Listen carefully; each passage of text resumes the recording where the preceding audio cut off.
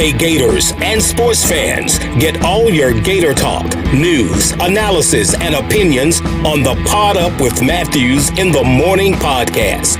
Find us on your favorite podcast platform or watch us on Facebook Live between 8 a.m. and 9 a.m. every weekday. Pod Up, because we are Gator fans. So say it's great to be a Florida Gator. Good morning and welcome to a Friday edition of Pod Up Matthews in the Morning from the Crime Prevention Security System Studios, large enough to serve you, small enough to care. It is Friday. That means it's going to be Peachland Dentistry, JC and the QB weekend picks here just in a minute. Second portion of the show. If you're tuning in for Jordan Rogers from the SEC Network, we had to reschedule him. He's busy. He was busy in Puerto Rico all week filming some Bachelor or some show that he's been on. So then I tried to get my old buddy Trey Teague, who was Peyton Manning's center, played at Tennessee, played with him in Buffalo for 2 years. We were texting and communicating via the phone, but he was on a duck hunt somewhere in the state of Tennessee, and he had horrible service. So I told him, screw it. We can't hardly hear you, Trey. So we got Edgar Thompson from the Orlando Sentinel, beat writer for the Gators. We'll get his thoughts on Tennessee.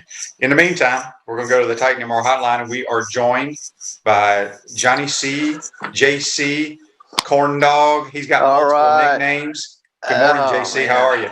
Yeah, Coach used to call me, Coach Spurrier called me the Corn Dog, and that stuck with me pretty well. And so, you know, a lot of folks like that one. I've got a couple other nicknames some of my golfing buddies have given me that I won't say on the air. Even though it is a podcast, but I won't say it. But at any rate, hey, yeah, Friday is here. You know, I think with basketball season starting, you know, gives us just something else to take a look at. And last night was a big night for that. If you're a Gator fan, and then of course, you know, we're winding up the season in football, and I believe with Florida and Tennessee, this is going to be a game where, you know, they're going to play in some nice cold weather in Knoxville, but Tennessee is so bad right now. I just wish that they were a little bit more competitive, but they have really fallen on hard times this year. They started off okay, and then came that game to Georgia, and in the second half of that game, their season turned, and that's where we are right now with Tennessee. They beat South Carolina the first game of the year, and the only reason they won that game is because they threw a pick six for Tennessee to win. I can't remember who their other win was again, but I remember somebody telling me that Tennessee was pretty good this year. I have no idea. I told them they stunk. I don't know who you're talking about. I have no idea who that could have been. But I will tell you that it is surprising to me that here they are sitting at 2-5, and I think that they're a team that I know had higher expectations than being 2-5. Their other win was against Missouri, and they beat Missouri pretty handily in that game. But for some reason, Jared Garantano decided to show us who he really was in that second half against Georgia when he started turning over the ball, and it just snowballed from there. If they had played Georgia tough, let's just say they had played Georgia tough and lost the game by 3 or 6, I don't know if that team's confidence would have cratered like it did, because then the following week, they only could score 7 points against Kentucky. So their season came off the rails after that in that second half against Georgia. And I don't know what happened to them against Kentucky, but Kentucky's a team that you shouldn't lose 34-7 to, and they did. So it really, really went south on Jeremy Pruitt. I think they're going to give him another year. I know you've said in the past that they may not give Jeremy Pruitt another year. I have a feeling they're not going to do anything. It's so close to December 16th, the early signing period. And that's where South Carolina and Vanderbilt and some of these teams that have replaced coaches, that's where they're going to get it could get tricky for them, because we are on December the 3rd, less than about 2 weeks from that signing period. And a lot of kids are not going to go to South Carolina that otherwise probably were committed to South Carolina and Will Muschamp. Anybody that he had contacted and basically got a verbal from probably isn't going to go there now. So, you know, unless you can fill that vacancy quickly, it's going to be hard. And when you look at a South Carolina and you say, hey, maybe I'll call Coastal Carolina and talk to Jamie Chadwell. Well, you know, he's in the middle of a season and a big game tomorrow for his school, and they're getting ready to try to win a conference and go to a nice little bowl game themselves. So he's got business right now. And that early signing period, if you don't have a coach, it's going to be really tough. It's going to be really your weather hard. forecast, considering it's going to be so cold, as JC told us in Tennessee, Knoxville says at 3 o'clock it's going to be 50 degrees. Okay, 50 and sunny. It ain't going to be cold. We got a Facebook Live here brought to you by Metal Law, the only official law firm partner of the Florida Gators. Rick says Mackenzie Milton has entered the transfer portal. Do you think he has talked to Scott Frost at Nebraska? Seems like Frost needs help. Look, that is a possibility. I mean, I don't really know where else. Mackenzie needs to go somewhere that they run the same exact offense. I would say maybe Ole Miss, but Ole Miss has got Matt Corral. He's not going anywhere. No. Mackenzie, he's cleared to play, but they showed some highlights of him at a practice, and he still doesn't. He's never going to be the same player. But Rick, you're right. That I forgot about him maybe possibly going to Nebraska. We shall see. So who knows? Kyle wants to know who's going to be the South Carolina coach. I think it's either going to be Shane Beamer or Billy Napier is my two guesses. Shane Beamer is the one that's been getting a lot of the attention because of his familiarity with that program, obviously. Son of a legendary coach from Virginia Tech, Frank Beamer. I would say he's probably one of the favorite, but I still don't know why you wouldn't really look at Jamie Chadwell. I mean, he is the guy who has a lot of contacts in that state, and Myrtle Beach is right down the road. I don't know. He would be very, very attractive if I'm a South Carolina AD looking for somebody that's not going to break my budget and somebody who is winning football games right now. If that's the idea. Plus, I think, isn't he an offensive mind, Jamie Chadwell? I mean, doesn't he? Yeah. So, I mean, that's what I like. I like guys like that. And I don't think that would be a bad hire whatsoever. I think that would be the guy to look at. I mean, that's what I would do, but what am I? I'm not Ray Tanner, and Ray Tanner's the only guy who's going to truly make this decision.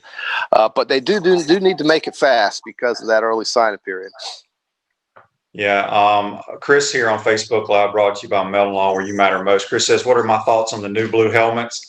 Look, It is what it is. It's the helmet. It's the same exact helmet they wore with the throwback uniforms. They just took the decal off and put the Gator script, which I may be the only I'm not the only human being because I know some other former players too. They don't like the bubble font script Gators. I wish we'd either put the Gator head or the leaning F on our helmet. So they're going to wear that with white tops, or are they going to wear? We're playing on the road, JC. Well, we're not going to LSU. We're wearing white jerseys and blue pants and blue helmets. I meant blue pants. What I meant to say was blue pants to match the helmet. Yeah. Okay. Well, I mean, I think it's kind of neat. I like them. I kind of like them. I'm also intrigued how you found your way to the Gator Walk there this morning, QB. I'm used to seeing tents out there and everything, but there's no game. This weekend would have been the SEC championship game weekend had this been a normal year, and we would have had two teams playing who have typically played in this game more than anyone else, and 80,000 people cramming into the Mercedes Dome. That's what we would have had today, tomorrow, and Sunday. Today would have been the travel day. It's just, I don't know. I got a little nostalgic here, QB, because how many times have we been to Fanfare and to Atlanta, and it's going to be nice and chilly up there, and it would have just been such a great atmosphere. And instead, Alabama is wasting their time with a game in Baton Rouge, and Florida has to go to Knoxville.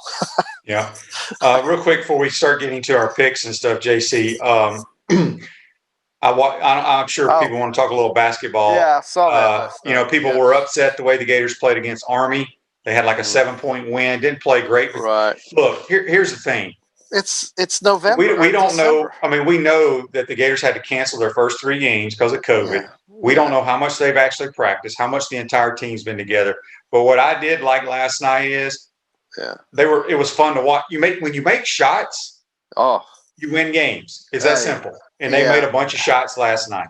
Yeah, it was nice to see 90 points. Keontae had a very good game, 24 points, 12 rebounds. And that's the kind of thing that I think fans want to watch. You're right. That's the kind of game that's the kind of basketball that will translate to a real exciting brand, and that will get people interested. And I don't know about Boston College. I don't really care who it was. But Boston College, supposedly, Boston College, their 2 losses were very close. They had Villanova, who's like the number 2 team in the country, on the ropes. Here's the thing. In basketball, every game is so different, and it's going to be even worse this year because of COVID. People are not playing in their own arenas. Traveling, all the traveling. Thank goodness the Mohegan Sun put together Bubbleville so we can have basketball games. Yeah, that's true. This game, Florida was only a 3 or 4 point favorite in this game going in, so they weren't really expected to win by 20, if you consider those things. And Boston College couldn't throw it in the ocean, but the fact is that Florida couldn't miss, and that's what you're hoping for. So that was a good game. Good game to watch for Florida. Speaking of that, at Comfort Temp, comfort is our business, peace of mind is our promise. This month, get a free annual maintenance plan. Can't talk today, JC. A free annual and maintenance plan with every residential duct cleaning purchase. That's $199 value. Our service department is available 24 hours a day, 7 days a week for your convenience. Our Comfort Temp, we do the play of the day. We do this day at sports. I'm giving it to the player of the game last night, Keontae Johnson, 24 points, 12 rebounds, 13th career triple-double for the Gators. Yeah. I'm going to ask you this, JC. Yeah. Do you know who the preseason SEC Player of the Year in basketball was voted on among the writers and coaches and all that stuff? Oh, my. Well, I'm going to guess it was one of the Florida players. It was Keontae Johnson. Yeah. Well, do you know who the last – maybe I've already asked you this. Do you know who the last Florida Gator that was voted preseason SEC Player of the Year in basketball? Boy, oh my gosh. I don't know off the top of my head. Kerry Blackshear last year. But think about that though. Yeah, Florida in 2 years. Florida has had the back-to-back preseason Players of the Year chosen by the media and coaches. Not nobody from Kentucky, but Florida. So you need to get your ducks, QB. Maybe you should call them and get your ducks clean right now. You've got some clog going in that my throat. Yeah. Well, John says here, I really like Appleby coming off the bench. I love the way that kid plays. Boy, he goes 100 miles an hour, and he's a true point guard, and he attacks the rim going downhill. Fast. Yeah, I like it. So, all right, JC. Okay. Yeah. Just so stuff. All our listeners that were tuning in at 8:30 for Jordan Rogers from the SEC Network, we have to schedule him either next week or the following week because of he's filming some TV show in Puerto Rico. So, and then somebody also want to know today would have been a good day for guest of Luther Ogle. Well, the problem with that is these TV guys, Fridays are their travel day. So they can't come on. But where's Luther? What game is Luther doing this weekend? He's always doing one of those really bad ACC games. Okay, I remember when Luther was doing the Mountain West games too. Yeah, but he's stuck doing like he did like the Syracuse game last week. He always gets stuck on the Syracuse. God, awful. He has to sit through that. But it's a paycheck. So the choice is not to do it, and so good for him. I think James is good. He's good at it. I like listening to him, but they do stick him on some really rough games there. That's tough. Yep. Refresh your vehicle and your brand with a vehicle wrap from Wrap Spot. December is your lucky month at Wrap Spot. Mention promo code Shane to receive 13% off your vehicle wrap. All right, JC, you ready to get to the Peachland Dental? Let's do it. Weekend picks? Yeah, it's that time, everybody. Looks forward to this. And, we are, believe it or not, in week 11 already. Week 11. And you have started out really hot, and you've done fairly well this year. I'm very surprised. But you're 55-43, and I'm 59-39. And we are going down to the wire, QB. So we've got a full SEC slate. I don't think for the first time in many that we've had, I think everybody's playing. That's what I was trying to get out. Except Ole Miss. Ole Miss is not playing, correct. I don't think Mississippi State plays either, do they?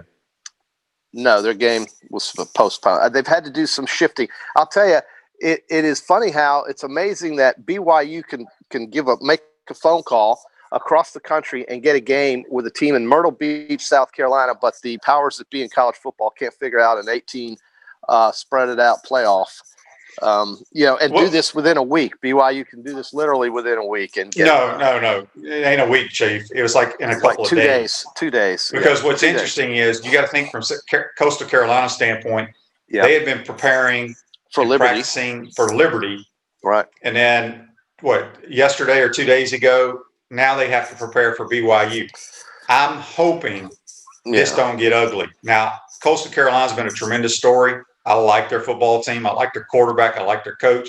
But BYU, I'm telling you, if you have not watched BYU, they have a stud at the quarterback position. And that's the thing that the committee, for some reason, won't give them, I think, their just due.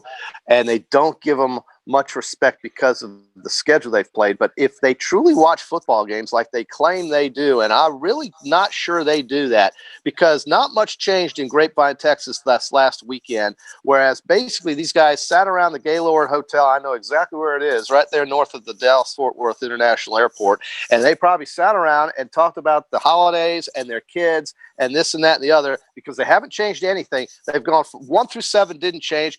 And they made some crazy moves like moving North Carolina up, not touching BYU, doing some really wacky stuff in the polls outside of the top 7, which did not change. So what we have tonight is the start of another big weekend, and hopefully these guys will watch the games. They haven't watched BYU. If they did, I think they'd give BYU a little bit more credit. A lot of people think BYU is rated way too low.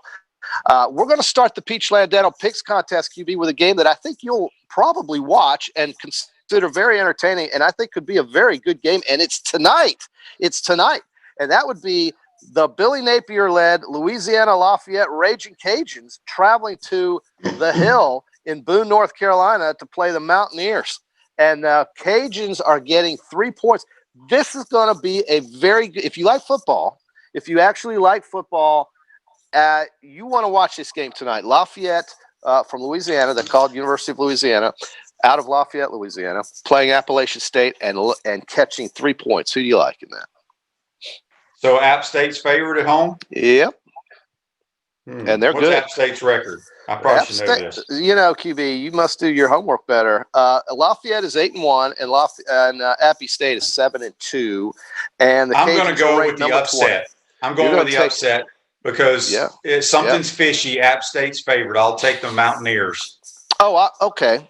No, they're the favorite, QB. So they're giving 3 points to Lafayette. That's why they're not ranked. The other team is ranked, and so they're giving points to a ranked team. Something's fishy.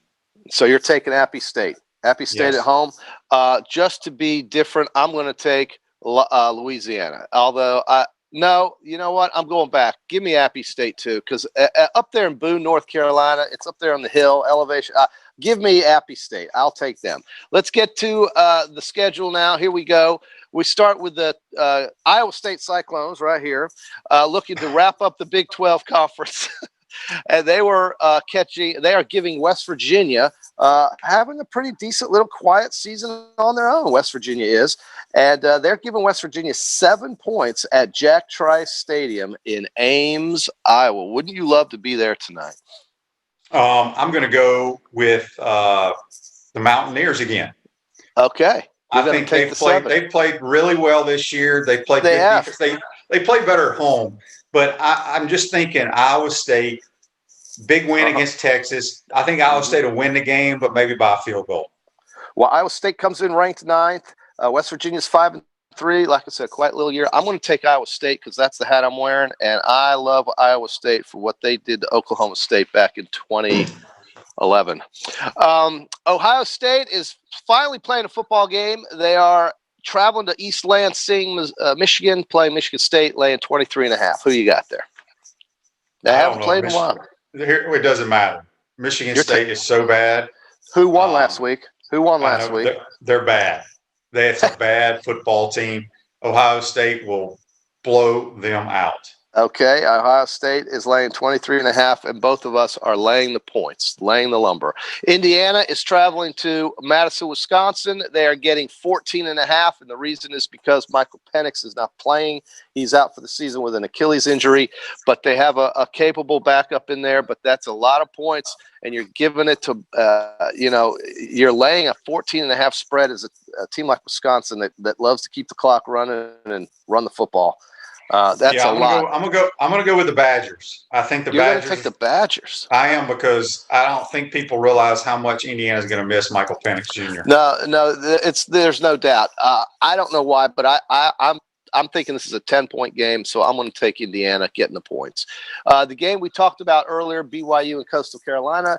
The Cougars traveling across the country, 2 time zones to Myrtle Beach. I bet you the Mormons didn't think they would be at Myrtle Beach in December, but here they are playing Coastal Carolina, who had to schedule this because the Liberty team could not make the trip. So Coastal Carolina is catching 10 points. Oh, wow. They're a ranked team. It's a lot of points, but BYU's coming in, and BYU is ranked 13th. Coastal is ranked 18th. The total is 61. That's a lot. Man, 10 points across the country like that? What do you think? You think Zach is going to load? Gosh, I mean, like I said, I'm anxious to watch this game. I wish Coastal didn't have to play them, because I think BYU's on a mission. Like I told you, their quarterback is as good as the – well, I'm not going to say that, but he's Trevor Lawrence is by far the best quarterback. But Zach Wilson, I might take Zach Wilson over the kid from Ohio State. I think he's that good, that dynamic. I'm going to take the BYU Cougars. Yeah, you love that, and that's funny. You said the Mormons were on a mission. Did you catch that? Very good. Very good. Laying 10, I as well. I think Coastal will keep it close, but I think BYU is a physical team. They're a good team, and they should be ranked in the top 10, I think. But we'll see what the committee, if they even watch this game, because I'm convinced the committee has not watched much of BYU football. Clemson traveling to Virginia Tech. Now, this is a 22.5-point game, and Virginia Tech has lost some games this year that really scratches your head. How is it possible that they could have lost that way? But they have lost some really crazy games. The game is in Blacksburg, but, I think when Trevor Lawrence came back, that team, getting some of those players back on the front seven, is going into playoff mode, and they are taking no prisoners right now. And I love Clemson, even though they're laying 3 touchdowns, basically. Yeah, so I'm taking Clemson. Clemson is a team that is not real happy right now. Right. And Virginia Tech, this is a game early in the year when the schedules came out. You might point to it and think maybe upset. No way. I think Clemson rolls. So Clemson is playing along, and next week Clemson is not playing, and neither is Notre Dame. The Swafford of the ACC gave them the day off, both teams, because he wants to have a clean playoff game. Unlike Greg Sankey, who is insisting that in the SEC we play 10, even though LSU and Arkansas next week playing really have means nothing. But in the ACC, they're giving their teams who are playing in the championship the week off. In the SEC, they insist on playing 10. Oregon State getting 11. My Beavers, who won the Civil War last week, big win, playing Utah on the road, getting 11 points. Utah looked good at Washington, couldn't hold on to win. I'm taking Oregon State, QB. Give me 11 in Oregon State. Yeah, I can see that. I'm curious why the line is so high like that. That is a lot of points. So maybe those folks out in the desert know something we don't about the Beavers. So I will take the Utah Utes. Yeah, you're going to take the home team. Okay, that's surprising. That's a lot of points, but I see why. Although Oregon State, they score points. They won that game in the fog. All right, here we go to the SEC. Boy, can't wait for this one. Folks, I'm sure are at the edge of their seat for the Kentucky Wildcats and the South Carolina Gamecocks. And Kentucky, believe it or not, that team that you saw last week that couldn't get 10 yards if their life depended on it is laying 11.5 points against a team that has pretty much packed it in for the year. South Carolina. Believe it or not, South Carolina has no offense. Their defense is just horrible. Is Colin Hill gone? I mean, what happened to him? No, they're playing the 5-star Luke Doty, who I don't think he's a quarterback. He's very athletic, but I don't know why they're not playing the Valinsky kid. I liked him a lot from last year. He's still on the roster. So he is anyway, I'm going to take the Kentucky Wildcats because they have the better defense and they will run it down South Carolina's throat. Probably so. I don't know why I hate this pick, but I'll take South Carolina with the points. Vanderbilt catches 35.5 at Georgia. Georgia has to play this game. So they're getting 35.5 points. Vanderbilt. Oh, name your score. Okay, Georgia destroys them. Yeah, we got real quick, JC. We got an interesting Facebook Live here brought to you by Metal Law, the only official law firm partner of the Florida Gators. David says, "Let's do that." I so disagree on Trevor Lawrence.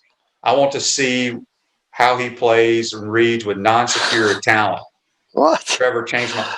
He is the most talented NFL-ready quarterback I've ever seen coming out of college football. Ever. I mean, did you see this kid literally? I don't know how he walked off the field against Ohio State last year in the playoff game.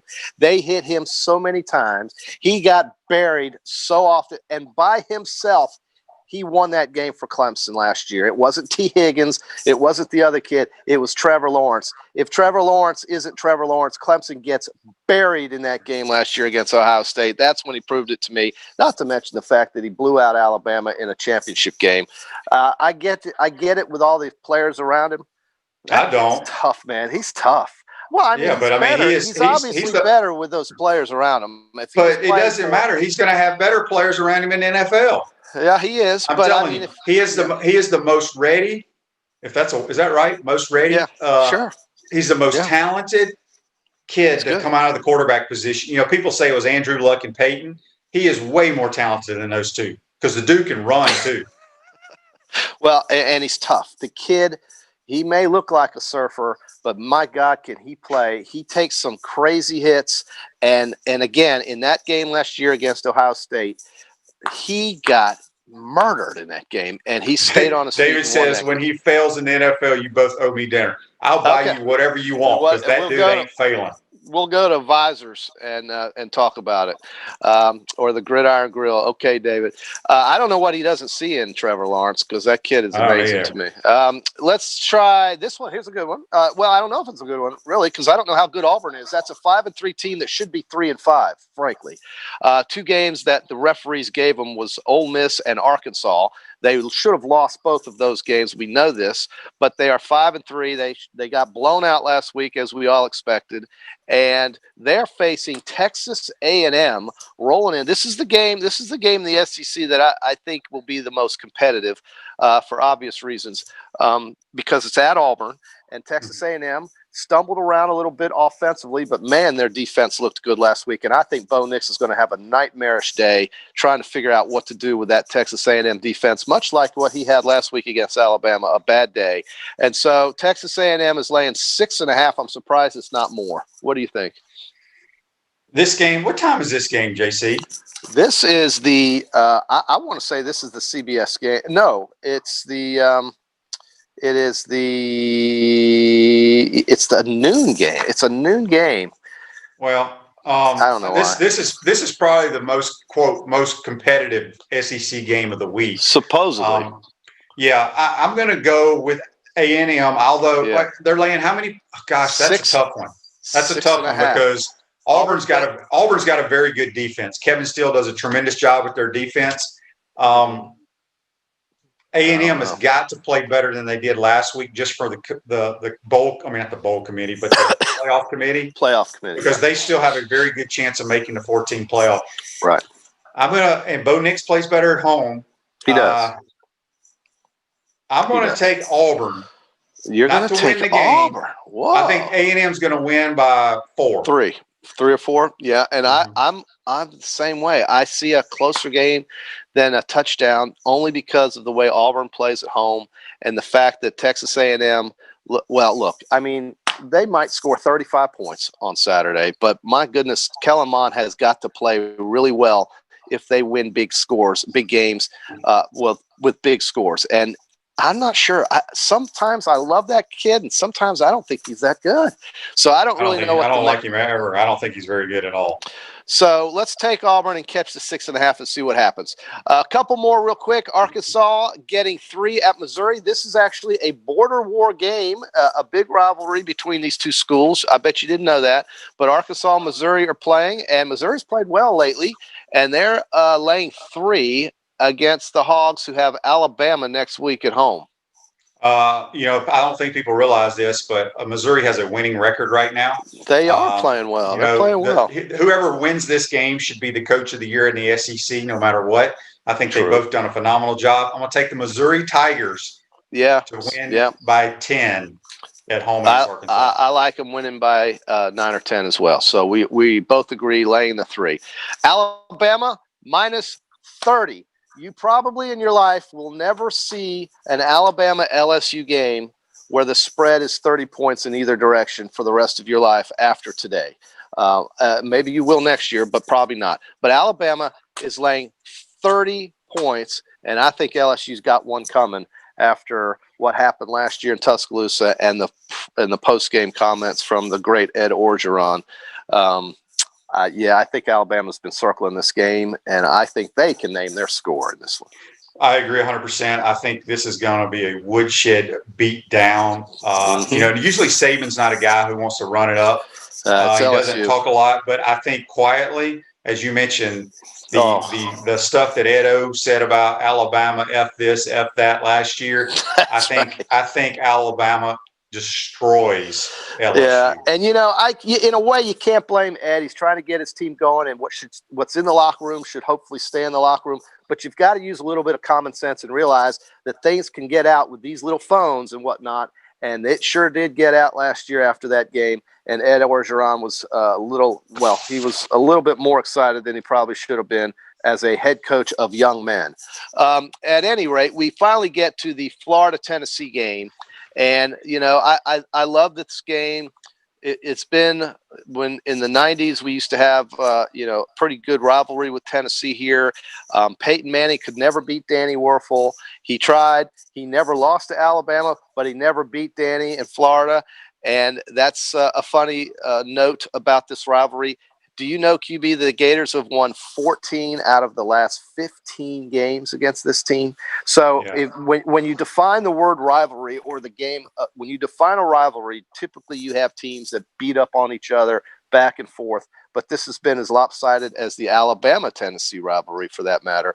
And Tennessee is just really Tennessee has fallen off the face of the earth. They were very competitive and had really good players in the 90s. Yeah. Ever since then, no. I think this will be a game. Tennessee will try to play how Kentucky did, running the football on us. But I think we have too much firepower. I think we'll cover the 17, but it'll be late.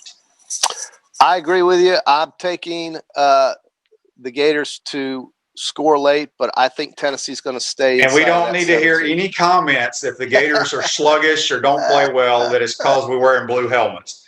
It ain't got nothing to do with us throwing and catching and tackling. Well, I don't know why. I think Florida's going to win this game 34-17, but for some reason, I don't want to take Tennessee here.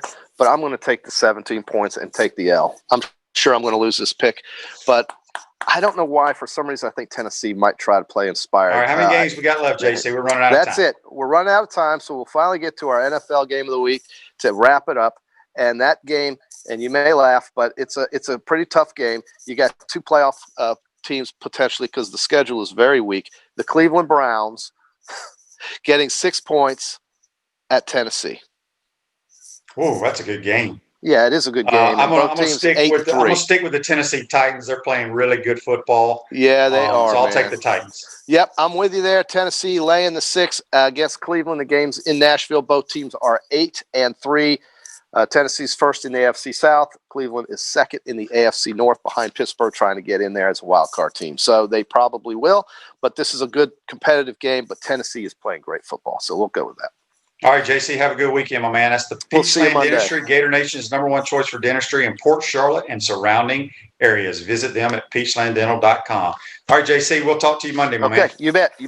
We're going to take our first time out of the program. When we come back, we'll be joined by the Orlando Sentinel beat writer for the Florida Gators, Edgar Thompson, join us on the Titan MR hotline. You're watching and listening to Pot Up with Matthews in the Morning. We'll be right back. This is Shane Matthews. Thank you for listening to Pot Up with Matthews in the Morning. You can also check me out on Inside the Huddle with Steve Russell and the head ball coach, Steve Spurrier. Tune in every Tuesday during football season on WRUF 98.1 FM, 8:50 a.m. at 10 o'clock in the morning, or find us on your favorite podcast platform. We want to take this moment to thank all our sponsors who keep the show going and pay the bills. Our gridiron sponsors are Crime Prevention Security Systems, large enough to serve you, small enough to care. Titan MRI, Gainesville's only locally owned and operated MRI facility. Meldon Law, where you matter most. Peachland Dental, Gator Nation's first choice for dentistry in Port Charlotte. Comfort Temp, comfort is our business, peace of mind is our promise. Celebration Point Town Center, Center State Bank, Chris Doring Mortgage. Some of our touchdown sponsors are Campus USA Credit Union, Adams Ribs, Doreen Wiebe Realtor, Caldwell Banker MM Parish, Gator Dominoes, Celebrate Primary Care, Davis Gainesville Chevrolet, Miapa Latin Cafe, Wrap Spot, Okido America, Gators Dockside, Radware for all your promotional needs, Style Cuts, Ironwood Golf Course, TB Financial, Meadowbrook Golf Course, Dar Shakow Insurance. If you are interested in promoting your business on the show, you can visit our website, potupwithshane.com, and click the Advertise button or call Freddie at 352-284-3733. Again, thank you for all the great businesses that support the show. Please remember, if you like what we are doing here, thank our sponsors and support the businesses that support us. Hi there, everybody. This is Steve Spurrier, former University of Florida head football coach, and I've been blessed with a lot of things during my playing and coaching career here at the University of Florida. Lucky to win the Heisman Trophy way back in '66. We won the national championship in '96. And now we're bringing that same winning attitude to the restaurant game. In the spring of 2021, we're opening Spurrier's Gridiron Grill in Celebration Point right here in Gainesville. So we need the 5-star recruits at all the positions in the restaurant, from the front to the rear.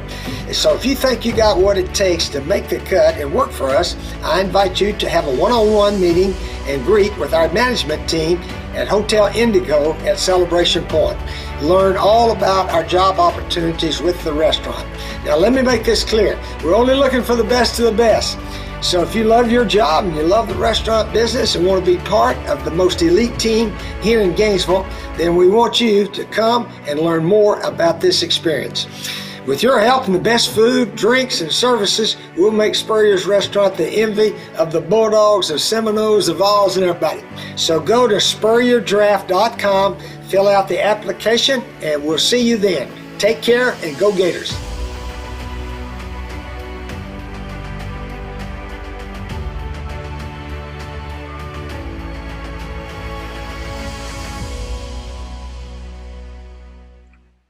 Welcome back to this Friday edition of Pot Up with Matthews in the Morning from the Crime Prevention Security System Studios, large enough to serve you, small enough to care. Celebration Point's where the Gators go to celebrate, with premium brands like Bass Pro Shop, Palmetto Moon, Medici's, Nike, the Keys Grill and Piano Bar, opening soon Dave & Buster's, and coming spring of 2021, the HBC's new restaurant, Spurrier's Gridiron Grill and Visor's Rooftop Bar. We will see you at Celebration Point, where the Gators come to celebrate. We're going to go back to the Titan MR hotline. We're going to be joined by the Orlando Sentinel beat writer, Edgar Thompson. Good morning, Edgar. How are you? Hey, Shane. I tell you, you got a sunnier day there than I have here just down the road. I'm wondering how you did that. Yes. Yeah, I have good background pictures that I put up. But, Edgar, we appreciate you taking the time to join us. You're covering this Gator football team. You've covered quite a few over the years. Let's just talk about, before we came on, you and I were talking about how prolific this offense is. You know, a lot of people say it may be the best offense in the history of Gator football. People will argue with you about the 96 team, but just throw us some numbers out there about how well they are playing. Well, I have a story today that you were involved with and quoted in on the whole thing. I mean, the gold standard says 95-6 Gator teams, isn't it? I mean, those teams averaged, I think, 44-5, the 95 team. and the 96 team still the leader at 46-6. So those Werfel teams with, Reed L. Anthony and Doring and Ike Hilliard, they had 2 800-yard rushers too on that 95 team. Very versatile teams. But it was kind of the template, I guess, for what's going on now a bit. You have a great quarterback and surround him with tons of versatile playmakers. And that's what the Gators have done. And Dan Mullen is, he's a great play caller, cut from the cloth of Spurrier. I mean, he wears the visor and everything. I mean, he grew up loving Spurrier. So that's kind of a cool little connection there. But a couple of stats I dug up that were amazing, Shane. They have 10 guys who've caught a pass 30 yards or longer this year. 10. That is pretty unbelievable versatility. And they have, they're averaging 7.4 yards a play, which would be tied with the school record, which I think that 95 team averaged 7.4. And so did the 01 team with Rex Grossman. Let's not gloss that one over. Or the 2008 team that had Percy and Tebow, which 1-2 punch-wise, I mean, there's been nothing like that, I don't think, with the Gators. I mean, those two guys combined for 39 touchdowns, and then Tebow threw 30 more. So there's been some great offenses here, and you were part of some good ones too. But this one's special. And, it begins with Trask and Pitts, who, as you told me in the story, you've never seen anything like him at UF. I mean, he is unbelievable, man. I mean, the size, the speed, runs good routes. I mean, unlike a lot of big guys, I mean, he can come out of his routes explosively. He outran a DB last week. I mean, a cornerback, he just left him in the dust in the Kentucky game. It's been an impressive thing to watch, and he's played 22 quarters because of the concussion and the nose surgery, and he has 11 touchdowns in 22 quarters. And that's some efficiency. Yeah, I think it's Pro Football Focus, which I've had a couple of those guys on my show before, but they grade every play. I'd be curious what his grade is, or how many times he's caught balls or touchdowns in double and triple coverage, and how many times he's come down with it. Because, sometimes I love Kyle, but sometimes Kyle will be like falling on his back foot and he just throws it up. And you're like, no. Good throw, good catch, one of those kind of deals, because Kyle goes up. He puts it where nobody can get it but Kyle Pitts. But he catches so many balls with people around him. His hands and his body control are phenomenal. Well, that Georgia catch at the pylon, I mean, that guy was just all over him. Mm-hmm. And it made it look like routine, like nothing. I mean, it's just like swatting a fly off of him. I mean, he's got such body control and size, and then his hands are just massive. I mean, he's just got mitts. I don't know if they have to special order his gloves, but it was something. They were talking about his gloves last year. He's just got huge hands, and which obviously helps. And he's got great football sense. I mean, you pointed that out, I think, too. He's just got a great football IQ, and which creates a great synergy with Kyle Trask, because Kyle Trask's decision-making, knowledge of the offense, his ability to look off guys, I mean, get through progressions quickly, and his accuracy are special. It's fun to watch, man. It has not been fun to watch Florida football. I returned in 2012. It's not been that fun. They scored 34 points last week, which was a season low. Okay. I looked it up. The last 5 years in SEC play, they have 8 34-point games. This year they have 8. So in 5 years, 40 games, they had 8 34-yard games. They have 8 right now. And I'm not expecting it to slow down. They're scoring 34 at Tennessee and against LSU because those teams are in a tailspin. Yeah, I agree. We talked also, when you look at the SEC from a quarterback standpoint, putting up the numbers, you got Matt Corral, I think, who's leading the league in all these different categories, Mac Jones and Trask. Those 3 guys, all 3 of them, if I'm not mistaken, are ahead of pace of where Joe Burrow was last year, right? All 3 of them? Oh, is that true? I think so. Okay. I didn't know that they were ahead of that pace, but I was saying before you came on, Dylan Gabriel leads the nation, the UCF kid, who's quite good, but he's not playing the level of competition. He's not playing an all-SEC schedule. He leads the nation in passing yards. The next 3 are Trask, Corral, Jones. So 3 SEC quarterbacks are top in the Power 5 in passing yards per game. Jones is averaging like 12 yards an attempt. I mean, it's ridiculous. It is crazy. But Trask is like almost 11, completing like 72%, 31 TDs, leads the nation by 4 over Gabriel, who won't play another game. He's going to break Werfel's touchdown record, you would think, of 39. He has 2 weeks to do it, and then he gets the SEC title game. I think Danny played, 13 games that year, 13? So he's played 8. So he still has 5 games. I mean, he's still 5 games behind that, and he's 8 touchdowns behind. So the game's changed a lot. I mean, and I think Doring summed it up here at the end pretty well. If you don't mind me sharing this quote, he goes, "It's a credit to Coach Spurrier to think what he was doing in the early 90s when nobody else was doing it. Now the numbers are getting a little bit insane.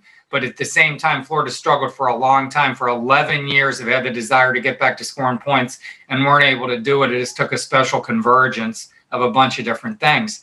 So, I mean, it's been a drought, man. Ever since Tebow left, they had, Shane, 3 300-yard passing games, okay, before Kyle Trask took over at Kentucky. 3. One was against Furman, John Brantley. One was Del Rio against Kentucky, where they blew them out 45-7, a pretty impressive performance by the Gators under McElwain. The other was Tyler Murphy in a loss to Vanderbilt, where he threw 3 picks, had a fumble, separated both shoulders, and didn't play again. Skylar Morningwood took over. So that's how bad it's been. Trask has like a dozen 300-yard games. Yeah, I mean, it's phenomenal. It's crazy now, not just Trask, but when you look at Corral and Mac Jones, back when we played, if you threw for 275 yards, that was a damn good day. You were breaking school records. Now you got to most people throw for over 300 yards. I wanted to ask you, when you look at this offense, everybody talks about it's an SEC only schedule. I get it. Missouri sits right now at 4-3. Let's say Missouri had played their 3 cupcake games and won. They'd be sitting at 7-3. Mm-hmm. It would look a lot better because my eyeball test, Edgar, sitting at the games, whether I was calling games or just watching as a fan, when Arkansas was here and Missouri were here, I was like, those are some bad football teams. The eyeball test, they didn't look SEC caliber to me. Are we being, since they don't have that good record because they don't have those 3 wins from the cupcakes, and we always talked about the SEC being the most dominant conference in football, which I still think it is. But you got Florida, Alabama, A&M, and maybe Georgia. Or so. Yeah, the rest of everybody is usually pretty solid. But this year, I just think it's been a huge drop off. Whether it's COVID, no spring practice, whatever it is, or maybe we've always been skewed because they had those extra 3 wins that we thought their record indicated they were better than they really were. You understand what I'm trying to say here? Yes. I mean, I was like talking to somebody because the Gators have tailed off just a bit the last couple of weeks. I feel, they just, haven't really put the hammer down in the first half like they had been. Coming off that 63-point game against Arkansas, too, the bar was set pretty high. But let's be honest, there was some motivation in that game. Felipe Franks coming back to the swamp. That had to motivate them a little bit.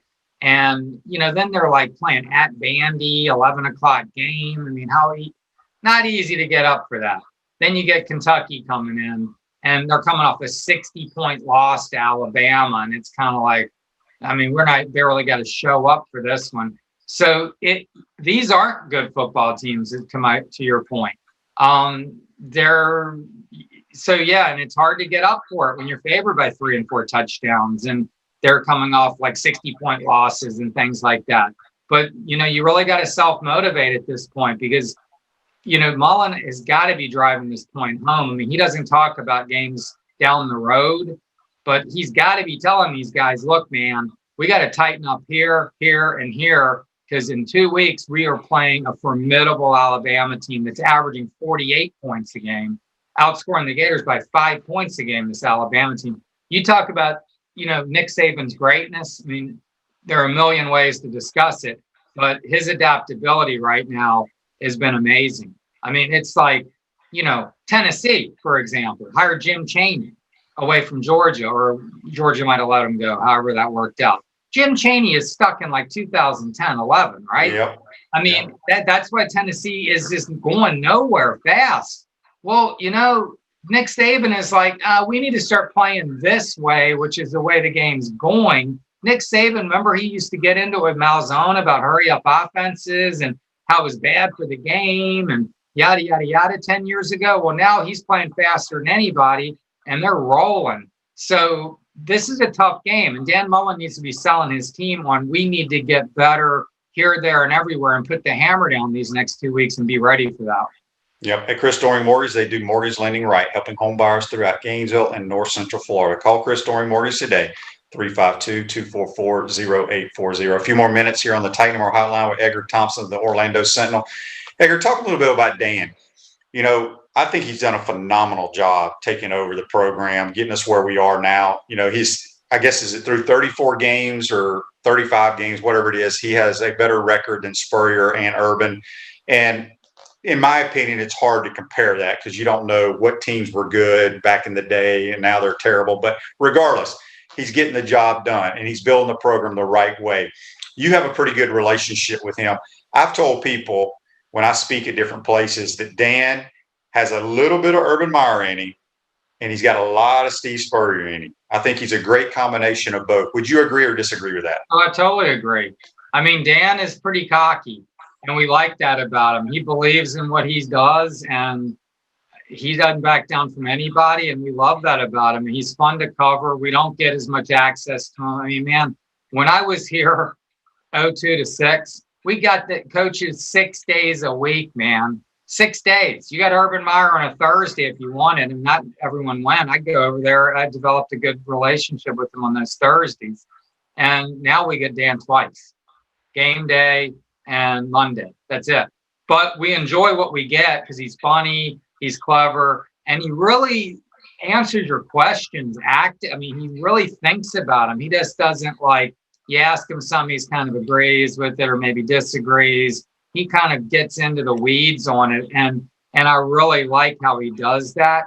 But this year, this Kyle Trask experiment is really shown just how good a coach he is. I mean, he wants to run, he wants a mobile quarterback. He wants to run, RPOs and these kind of things, zone reads and stuff. Emory Jones, a lot of people were thinking after last year, my Twitter timeline was flooded with, Emory's going to take over next year. And I'm thinking, did you just watch this season? Kyle Trask is pretty good. Why would they change? And he didn't, and has taken Kyle and played to his strengths and the playmaker's strengths. And look what they're doing. And, he had Alex Smith, he had Dak, he had Tebow, that he ran what he wanted then. Now he's running something totally different. You even had a great point on it, maybe you should mention, about is this going to change the way that Dan looks at recruiting? It opens up options. Let's say the number one guy, and he really likes him as a pocket guy, he can just sell Kyle Trask to that kid now. He couldn't have sold that before Kyle Trask took over. Edgar, we got about 1 minute left. I appreciate you taking the time. Let everybody know how they can check out your work. OrlandoSentinel.com, OS Gators is my Twitter handle. Appreciate the promo. Yeah, we've been covering this season thoroughly and enjoying it too. And the offense story that Shane's involved in, Chris Doring, go check it out. It's a good story. It has a lot of info in it, and those guys weighed in with their expertise. Well, good stuff, my man. We appreciate you taking the time. Be safe out there. Enjoy the game, and we'll talk to you soon, Edgar. Thanks for having me. See you guys. Yep, that's Edgar Thompson of the Orlando Sentinel. Join us on the Titanmore Hotline. Today's show's a wrap, brought to you by Wrap Spot. Enjoy the games this week. We'll see you on Monday. Hey, Gator Nation, this is your former head ball coach, Steve Spurrier. Check out our show, Inside the Huddle with Shane Matthews and Steve Russell, every Tuesday during football season on 8:50 a.m. and 98.1 FM WRUF at 10 o'clock a.m. We want to take this moment to thank all our sponsors who keep the show going and pay the bills. Our gridiron sponsors are Crime Prevention Security Systems, large enough to serve you, small enough to care. Titan MRI, Gainesville's only locally owned and operated MRI facility. Meldon Law, where you matter most. Peachland Dental, Gator Nation's first choice for dentistry in Port Charlotte. Comfort Temp, comfort is our business, peace of mind is our promise. Celebration Point Town Center, Center State Bank, Chris Doring Mortgage. Some of our touchdown sponsors are Big Mills Cheesesteaks, MB Listing, Cornerstone Financial, McDonald's Gainesville, My IT Masters, Gainesville Neon and Signs, 84 Lumber, Tropical Smoothie, Chick-fil-A on Archer Road, Aver and Smith Personal Injury Attorneys, Orange Theory Fitness, PRP Regeneration Specialist, and Dowling Signs. If you are interested in promoting your business on the show, you can visit our website, potupwithshane.com, and click the Advertise button or call Freddie at 352-284-3733. Again, thank you for all the great businesses that support the show. Please remember, if you like what we are doing here, thank our sponsors and support the businesses that support us.